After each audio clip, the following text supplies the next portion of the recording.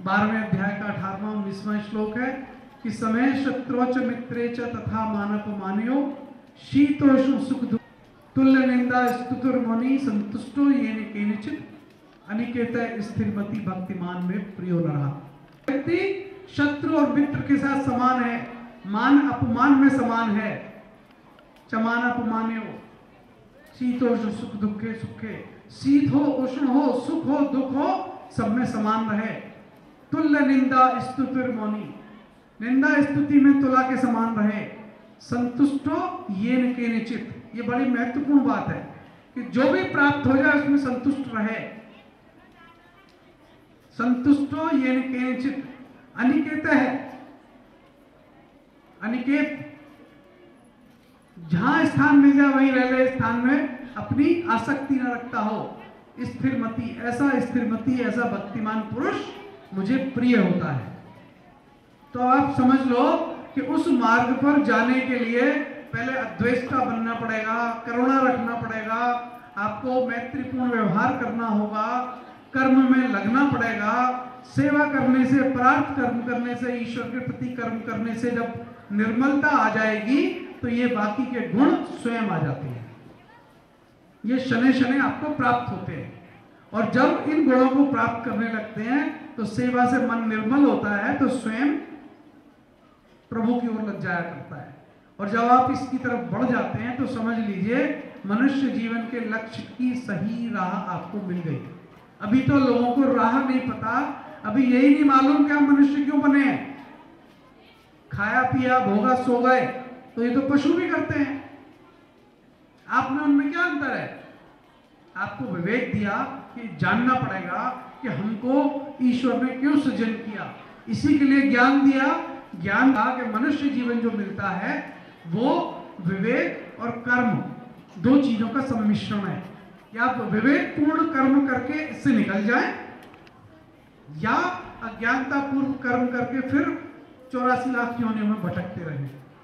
इसलिए उन्होंने बड़ा सिंपल सिद्धांत दिया कि कर्म वही कर जो तुझे करना है, लेकिन मुझे अर्पित कर। बोले इनको मार क्योंकि अधर्मी है, इनको अगर तू नहीं मारेगा तो भी मृत्यु निश्चित है।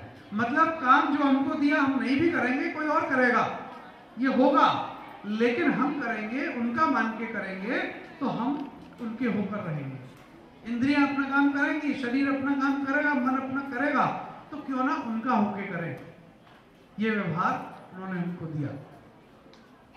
तो इन्हीं शब्दों के साथ आपकी ये सभा, मेरे ख्याल से कुछ बोलना है इसको।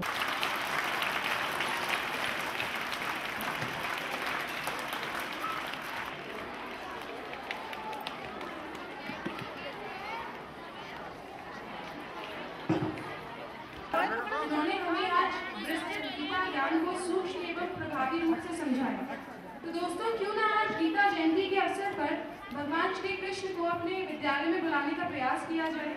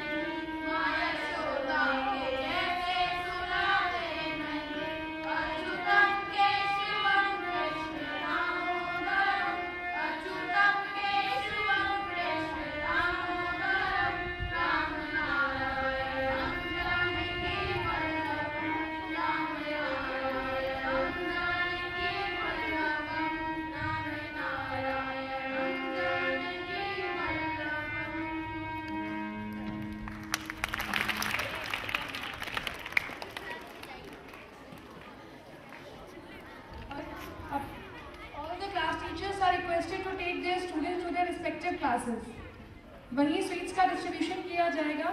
तो सारे स्टूडेंट्स अपनी क्लास टीचर्स के साथ अपने रिस्पेक्टिव क्लासेस में चले जाएं। और क्लास 11 पूरी हो गई, ये 6 मिनट की हुई है। 3 to 5 स्टेयर्स से जाएंगे, 6 कॉन्वेंट क्लासेस रैंप से जाएंगे। Class 3 to 5 move your line to your respective classes and all the class teachers Ram भैया बस supporting their classes. बस